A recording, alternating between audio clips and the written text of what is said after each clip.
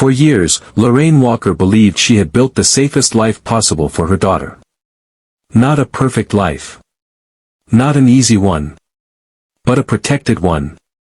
A life shaped by routine, caution, and sacrifice. Every decision she made, where they lived, who they trusted, how their days were structured, was guided by one quiet promise she repeated to herself like a prayer: my child is safe. Aaliyah Walker needed that promise more than most. Her disability made the world sharper, louder, less forgiving. Lorraine learned to read the smallest changes in her daughter's body, her silence, her breathing. She learned to anticipate danger before it announced itself. She believed vigilance was enough. She believed love, structure, and the right man beside her could keep the worst things outside the door. And for a long time, it seemed true. Marcus Walker fit perfectly into that carefully controlled world. Calm. Reliable. Gentle. The kind of man people trust without thinking twice. The kind of man who says the right things, does the right things, and never gives you a reason to look closer. Lorraine thought she had chosen well. She thought her family was settled, predictable, safe. Until one quiet discovery shattered that illusion. A single object. A single moment. A truth so devastating it forced Lorraine to question every memory, every assumption, every reassurance she had ever accepted without doubt. What followed was not just a crime, it was a slow unraveling of trust, of systems meant to protect the vulnerable, and of a family that believed danger always came from the outside. This is not a story about strangers in the dark. This is a story about what happens when the real threat is already inside the house. Stay with me, because once this truth is uncovered, there is no turning back. Lorraine Walker was born in the late 70s on the south side of Indianapolis, the second of 3 daughters in a working-class black family that valued discipline, faith, and endurance. Her mother worked long shifts as a nursing assistant. Her father drove trucks for a regional freight company and was often gone for days at a time.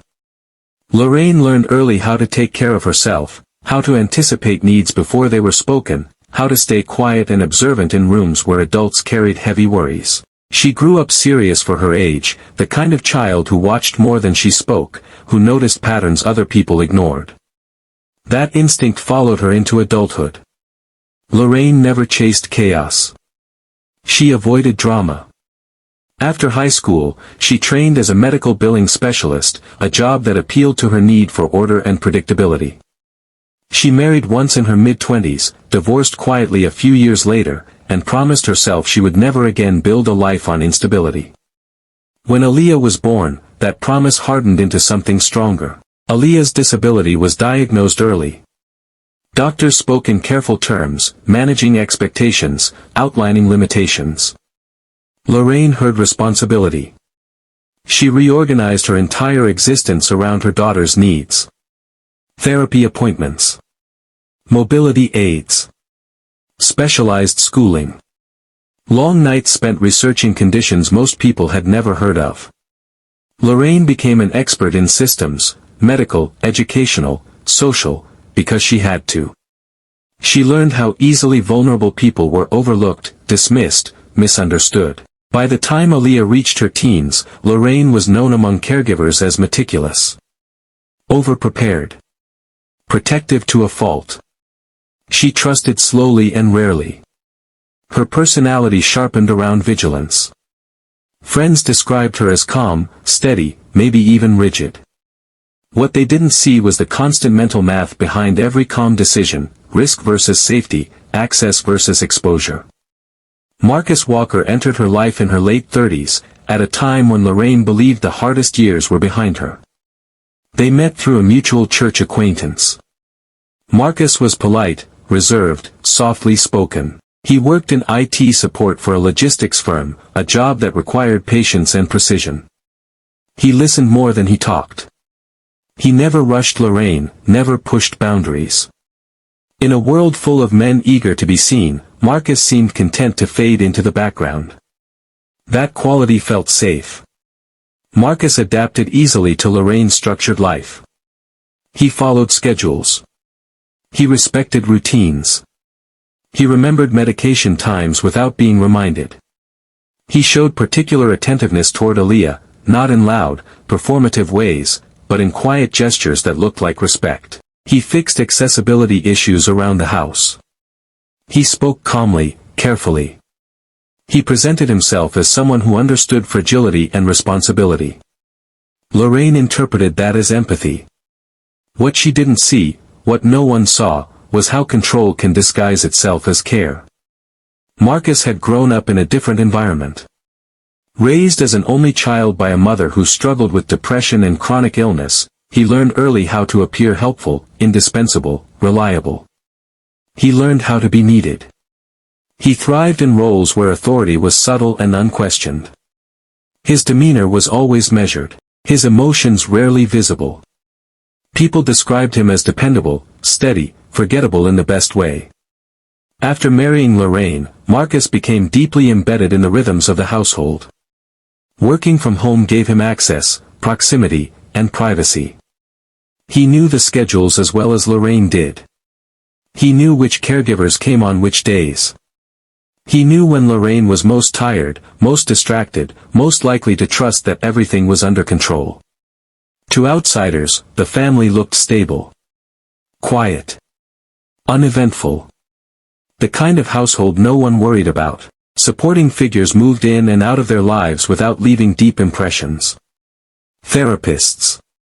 Part-time aides. Medical professionals. Online community members from Aaliyah's art forums. Teachers who admired Lorraine's advocacy. Social workers who checked boxes and moved on. Each person interacted with fragments of the family, never the whole picture. And that fragmentation mattered. Because predators do not rely on isolation alone. They rely on diffusion. On systems where responsibility is spread thin enough that no one notices when lines are crossed. On trust built slowly, invisibly, over time. By the time Aaliyah turned 20, the family's routines felt settled. Predictable. Safe. Lorraine believed she had reached a point where vigilance could finally ease, just a little. She believed the foundation she built was solid. She believed wrong. And the people closest to the truth were the least likely to see it coming. The Walker home sat on a quiet residential street outside Columbus, Ohio, the kind of neighborhood people described as peaceful, without thinking much about what that meant. Modest single-family houses lined the block, lawns trimmed short, porch lights flicking on at dusk in quiet unison. Nothing flashy. Nothing alarming. The kind of place where neighbors waved politely and assumed everyone else's life was as orderly as their own. Inside, the house reflected Lorraine's need for structure. Furniture placed with intention. Clear pathways for a wheelchair. Calendars posted in the kitchen with color-coded appointments and reminders. Medication organized by day and time. Every object had a purpose. Every routine had a reason. The atmosphere was calm, almost hushed, as if loudness itself might invite trouble. Marcus's home office sat at the end of a narrow hallway, door usually closed during work hours. From the outside, it looked like any remote setup, desk, chair, monitors, cables neatly managed. Lorraine rarely entered that room.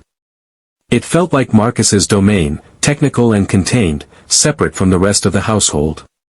That separation seemed normal. Healthy, even. Aaliyah's bedroom was the warmest space in the house. Soft lighting. Drawings taped to the walls. Shelves of audiobooks and art supplies. From the outside, it looked like a young adult's retreat, quiet, private, safe. Lorraine believed that room was a sanctuary. She believed what happened there was limited to imagination and rest. Time moved slowly in the Walker household.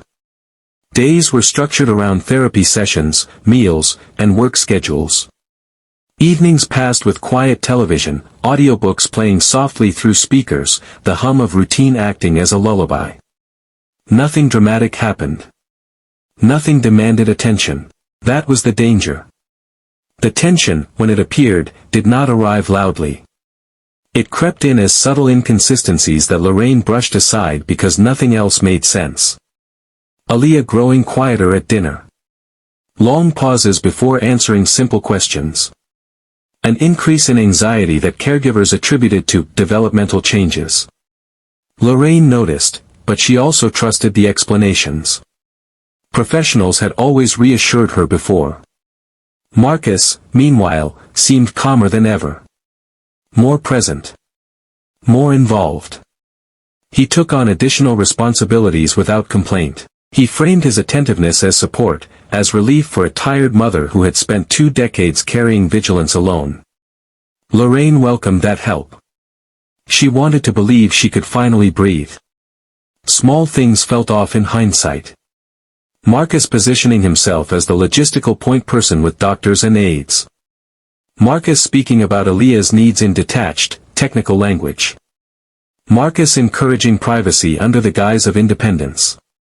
Each detail, alone, looked reasonable. Together, they formed a pattern no one recognized in time. The time frame matters because this was not a single moment of failure. It was months of quiet erosion. Trust settling into complacency. Protection becoming assumption. Lorraine did not ignore warning signs, she interpreted them through the lens of safety she believed already existed. The house did not feel dangerous. The city did not feel threatening. The crime did not announce itself with violence or chaos. It unfolded inside calm routines, behind closed doors, beneath language that sounded responsible and controlled. By the time the truth surfaced, the setting itself had already done its work. It had convinced everyone, especially Lorraine, that nothing bad could happen there. And that belief allowed everything else to follow.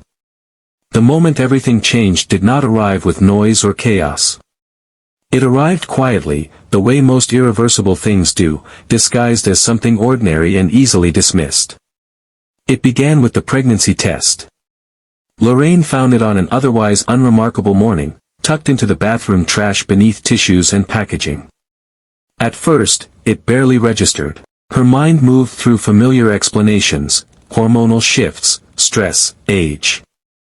Her body reacted before her thoughts did. A sudden dizziness. A tightness in her chest. Her hand hovering too long over the trash can before she reached in and picked it up. 2 pink lines. Clear. Undeniable. For a few seconds, Lorraine's world narrowed to that small plastic object. Her thoughts raced, then stalled. She tried to calculate timelines, probabilities, medical explanations that might make sense. She told herself not to panic. Panic had never helped her before. Then she noticed the brand. The recognition landed like a blow. She had bought that exact test months earlier for Aaliyah after a missed cycle had caused a brief scare. Lorraine remembered the relief when it came back negative. She remembered how carefully she had explained the result, how she had reassured her daughter, how she had disposed of the test herself. She knew this one wasn't hers. The realization did not come with screaming or tears. It came with a heavy, nauseating certainty that settled deep in her body. Lorraine sat on the edge of the bathtub, gripping the test as if it might dissolve if she held it tightly enough. Her mind resisted the implications, rejecting them one by one. This could not be happening. Not here. Not to them. Aaliyah did not have the freedom, the access, the privacy that pregnancy required. Lorraine had built her entire life around eliminating those possibilities. Every caregiver was vetted. Every appointment tracked. Every deviation questioned. The idea that something had happened without her knowing felt impossible. That impossibility was what terrified her most. Later that afternoon, Lorraine tried to approach the situation carefully. She controlled her breathing. She softened her movements. She reminded herself that fear would only close doors she needed open. When she finally focused her attention on Aaliyah, the shift was immediate. Aaliyah's body reacted before her words did. Her posture stiffened. Her hands trembled. Her eyes moved toward the doorway, toward the hall, toward spaces where sound carried. Her breathing grew shallow. These were not reactions Lorraine had seen before, not to medical questions, not to stress, not to uncertainty. This was something else. It was fear sharpened by anticipation. Lorraine felt her own control begin to fracture. Every instinct she had spent 20 years refining began to scream at once. She recognized this response. She had seen it in hospital rooms, in therapy sessions, in moments when Aaliyah felt cornered or overwhelmed. Something had happened. The words Lorraine eventually heard were fragmented, incomplete, heavy with hesitation. Aaliyah did not explain the pregnancy. She did not name anyone. She only conveyed one devastating truth: this had been kept secret. Not hidden by accident, but intentionally contained. Managed. Controlled. That word echoed through Lorraine's thoughts long after the interaction ended.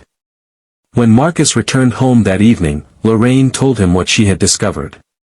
She watched his face closely, expecting confusion, shock, questions. What she saw instead unsettled her in ways she couldn't immediately articulate. His stillness came too quickly. There was no rush to understand, no visible scramble to reconcile facts. His response was measured, careful, almost detached. He framed the situation as a logistical problem that needed solving. Medical confirmation. Timelines. Processes. He positioned himself as the calm center of an emerging crisis. Lorraine noticed something then that she would replay endlessly in the months that followed. Marcus spoke about Aaliyah as a system, not a person. As a set of conditions, not a daughter. The word supervision surfaced. Not once, but repeatedly. It landed wrong each time, like a reminder of hierarchy rather than care. Lorraine felt the weight of exhaustion pressing against her resistance. She wanted to believe Marcus was right, that facts would explain everything, that this could be managed like any other crisis they had faced. That night, sleep refused to come. Lorraine lay awake listening to the familiar sounds of the house, the hum of appliances, the subtle creaks of settling wood, Marcus's steady breathing beside her. Her body knew what her mind still struggled to accept. Something fundamental had shifted. Trust, once fractured, does not break cleanly. It splinters. At 2:14 a.m. Lorraine got out of bed. She told herself she was only looking for clarity, that she needed information. That checking Marcus's computer might offer an explanation she hadn't considered yet. Caregiver schedules. Messages. Something external. Something that preserved the shape of the life she believed she was living. The house felt different at night. Louder in its quiet. Every step down the hallway felt deliberate, irreversible. Marcus's office door stood slightly ajar. The glow of the monitor's sleep light pulsed faintly in the darkness. The computer was unlocked. Lorraine sat down and touched the mouse. The screen came alive instantly, as if it had been waiting. Browser tabs filled the display. Forums.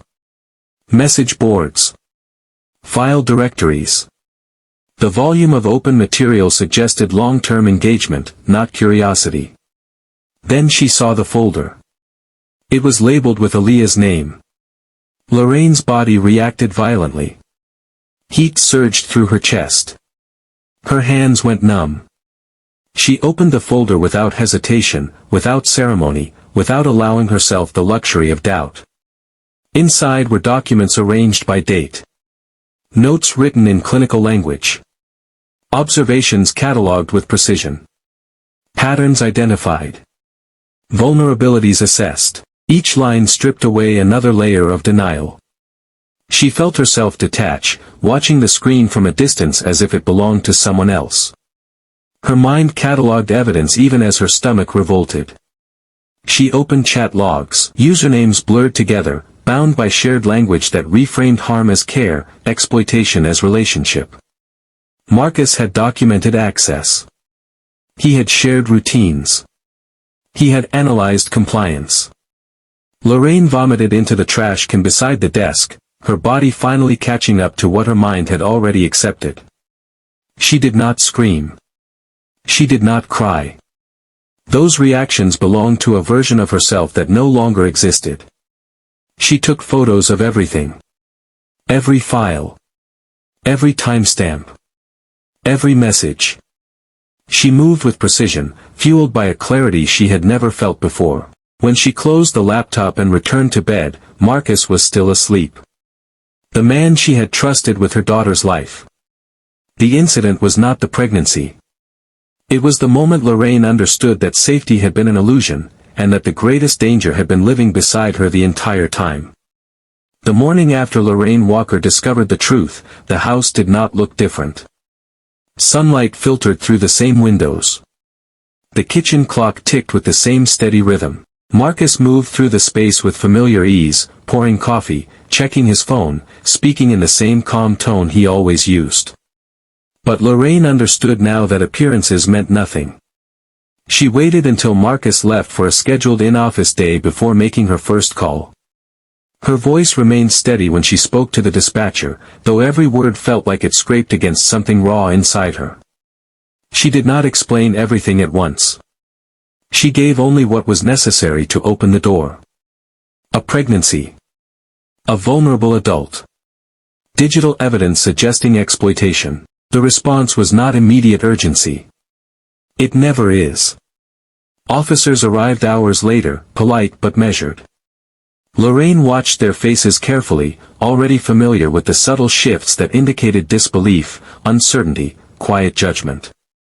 Questions came slowly, cautiously, framed around technicalities. Capacity. Consent. Supervision. Each term felt like a test she had already failed. They took her phone. They took notes. They promised follow-up. And then they left. The waiting that followed was worse than fear. Fear had shape. Waiting was a void. Lorraine did not sit still. She began her own search, driven by the same vigilance that had defined her life for 2 decades. She documented everything. She created timelines. She wrote down every moment Marcus had been alone with Aaliyah, every schedule change, every unexplained shift in routine. She replayed conversations in her head until words she once ignored now screamed with meaning. The house became a crime scene only in hindsight. Marcus's office was the first place she returned to once police permission was given. A forensic team eventually imaged the computer, but Lorraine had already memorized its contents. She noticed things the technicians didn't comment on, folders nested within folders, files named innocuously, encrypted drives disguised as backups. Marcus had known how to hide in plain sight. Phone records revealed patterns that did not immediately look incriminating. Calls made during work hours. Messages sent under the guise of professional communication. But Lorraine saw what others missed, timing aligned with caregiver shifts. With moments she had left the house. With nights she had gone to bed early, exhausted and trusting. The emotional toll settled quickly and deeply. Aaliyah withdrew further, her anxiety escalating as strangers entered her space and asked her to recount moments she struggled to articulate. Interviews were conducted carefully, but the process itself was invasive. Each question carried the implication that her experience might not be enough, might not be believed. Lorraine watched helplessly as her daughter bore the burden of proof for harm done to her. Hope and doubt warred constantly inside Lorraine's chest. Some days she believed justice would come swiftly. Other days she braced herself for the possibility that the system would fail them entirely. She was no longer surprised by how slowly institutions moved when the victim did not fit clean narratives. False leads emerged, distracting and exhausting. Investigators explored the possibility of online predators outside the home. They examined caregivers. They questioned therapists. Lorraine cooperated fully, even when it felt like she was being investigated alongside her husband. She understood the necessity, but understanding did not soften the sting. Each false lead bought Marcus time. Marcus himself was questioned multiple times before an arrest was even considered. He remained calm throughout, presenting himself as cooperative, concerned, confused. He never raised his voice. Never contradicted himself openly. His language was careful, legal without being overt. Lorraine recognized the performance for what it was, but others saw composure. For weeks, nothing happened. The pregnancy progressed quietly in the background, an undeniable marker of time passing.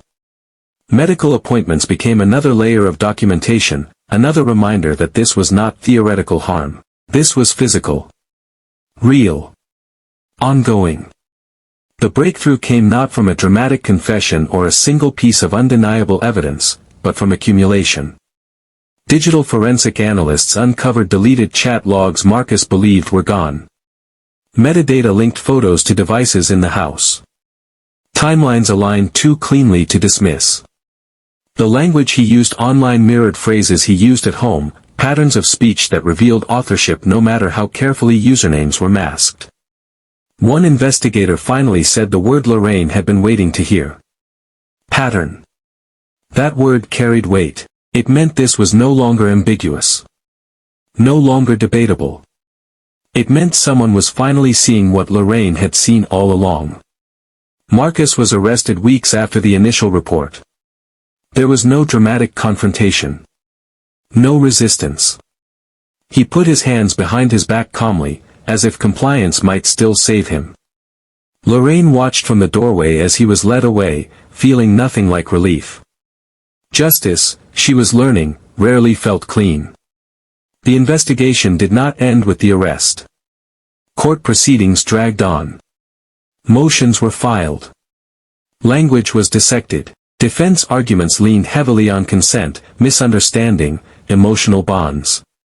Each hearing reopened wounds Lorraine had barely begun to manage. Each delay stretched the strain further. Aaliyah gave her statement through recorded testimony, her words deliberate, her memory clear. The clarity unsettled those who expected confusion. Her truth did not arrive theatrically. It arrived quietly, insistently, impossible to ignore once fully heard. The jury eventually convicted Marcus. But by then, Lorraine understood something that no verdict could undo. The investigation had not been about finding the truth. It had been about whether the truth was considered acceptable enough to act on. And that realization would stay with her long after the case was closed. For a brief moment after Marcus Walker's arrest, Lorraine allowed herself to believe the worst was over.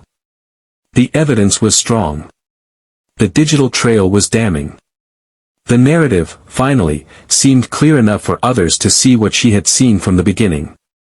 The threat had a name. A face. A pair of handcuffs. That belief didn't last. The revelation did not come during a dramatic court moment or a shouted confession. It arrived the way everything else in this story had arrived, quietly, clinically, disguised as paperwork. A follow-up call from a digital forensic analyst. A request for Lorraine to come in and review additional findings recovered from a secondary drive Marcus had encrypted and forgotten. Lorraine almost didn't go. She was exhausted.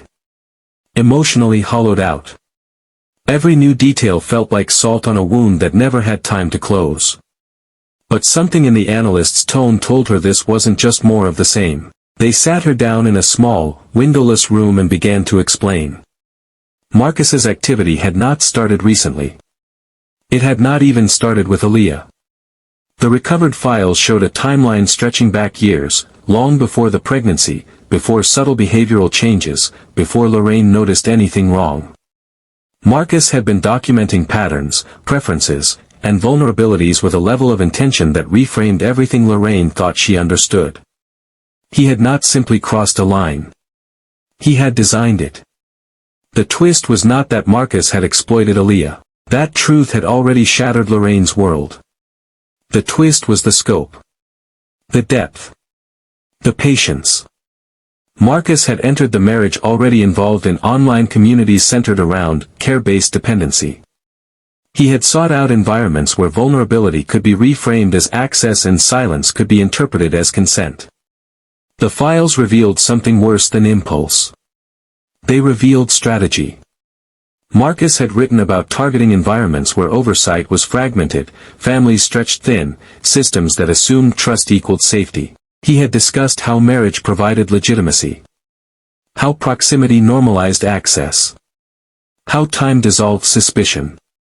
Lorraine realized, with a clarity that stole her breath, that her husband had not stumbled into harm. He had planned for it. The pregnancy was not the beginning of the crime. It was the byproduct of a long-term grooming process that had been invisible by design. Every moment Marcus had presented as patience, as care, as responsibility now rearranged itself into something darker. His calm demeanor. His willingness to help. His insistence on routine. All of it had served a single purpose. Control. Lorraine's emotional reaction surprised her. She did not scream or cry. She felt something colder, heavier. A grief layered with self-reproach that logic could not erase. She replayed every memory of their relationship with new eyes, recognizing patterns she had once praised as stability. The narrative shifted again when investigators uncovered messages indicating Marcus had considered others, had evaluated additional targets but deemed them too visible, too vocal, too protected. Aaliyah had not been chosen randomly. She had been selected precisely because of the safeguards Lorraine believed were strongest. That realization was the cruelest of all. It meant the safety Lorraine built had been studied, mapped, and exploited from the inside. For Aaliyah, the revelation carried a different weight. She listened quietly as Lorraine explained what she could, processing the information slowly. When she finally responded, her words cut through the room with unsettling clarity. "He knew," she said. "Before I did." That sentence changed everything.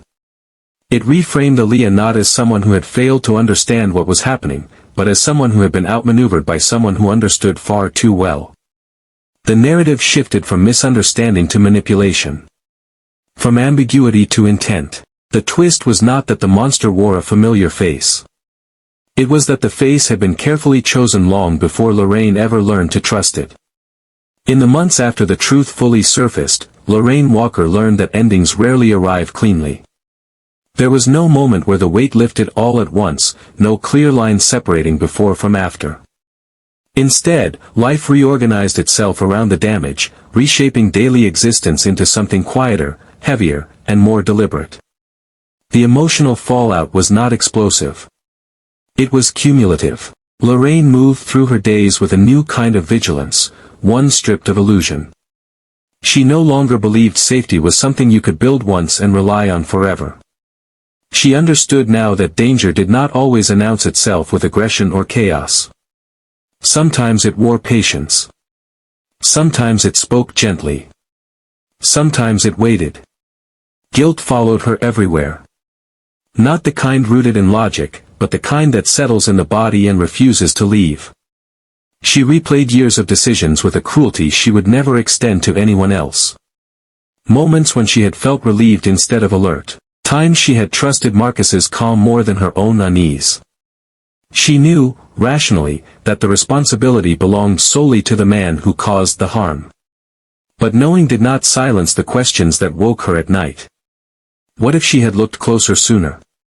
What if she had trusted her instincts when they whispered instead of waiting for them to scream? Aaliyah's recovery did not follow a straight path. Some days she spoke freely, reclaiming her voice with a quiet strength that unsettled even seasoned professionals. Other days she retreated inward, exhausted by a world that now felt less predictable than ever. Therapy became a space not just for healing, but for reframing. For understanding that what happened to her was not a failure of intelligence, awareness, or strength. It was the result of manipulation. The pregnancy ended under medical supervision, a decision made with care, grief, and resolve. The child was placed for adoption, an outcome that carried its own complicated emotions. Lorraine supported Aaliyah through that process without pretending it was easy or painless. Love, she had learned, did not require pretending something didn't hurt. Marcus's conviction closed one chapter but left others unfinished. Lorraine followed the case closely, reading filings, appeals, legal language that stripped emotion from lived experience. She was no longer surprised by how systems prioritized procedure over people. Justice, she realized, was often less about truth and more about thresholds, what could be proven, articulated, and accepted within narrow definitions. Some questions remained unanswered. How many others had Marcus observed but never acted on? How many systems had quietly enabled him by mistaking politeness for safety? How many families believed they were protected simply because nothing had happened yet? Lorraine knew she might never have those answers. She learned to live with that uncertainty, even as it pressed against her need for closure. Over time, the house changed. Marcus's office was dismantled. Doors once kept closed were left open. Routines softened, making room for flexibility and consent. Lorraine stopped measuring safety solely through control. She began listening more closely to silence, to hesitation, to discomfort that did not fit clean explanations. Aaliyah continued listening to true crime stories, though her relationship to them shifted. They were no longer puzzles to solve from a distance. They were reflections of patterns she now recognized too well. Once, she said something that Lorraine carried with her long after. "They always think no one is watching," Aaliyah said. "But someone is. Even if it takes time." Lorraine believed her. In the end, the story did not leave Lorraine with certainty or comfort. It left her with responsibility. A refusal to accept appearances at face value. A commitment to speaking plainly about uncomfortable truths. She began sharing her experience quietly at first, support groups, advocacy spaces, conversations others avoided. Not to relive the trauma, but to disrupt the myths that allowed it to happen. The myth that monsters look obvious. The myth that love guarantees safety. The myth that silence means consent. Lorraine no longer believed in easy endings. But she believed in witness. In naming harm honestly. In paying attention even when nothing seems wrong. Because the most dangerous assumption she had ever made was believing that safety was something you could stop questioning. And she would never make that mistake again. Thank you for staying with this story until the very end. Stories like this are difficult to hear, but they matter, because the truth often hides behind familiar faces and quiet routines. If this case made you think, unsettled you, or opened your eyes in any way, take a moment to let your voice be part of the conversation. Like this video if you believe these stories deserve to be told. Subscribe to the channel so you don't miss future true crime cases that dig beneath the surface and expose what others overlook. And leave a comment below, your thoughts, your reactions, or where you're watching from. In the next episode, we'll uncover another case where nothing was what it seemed, and the truth waited far longer than it should have to be seen. Until then, stay aware, stay curious, and remember, silence is never the same as safety.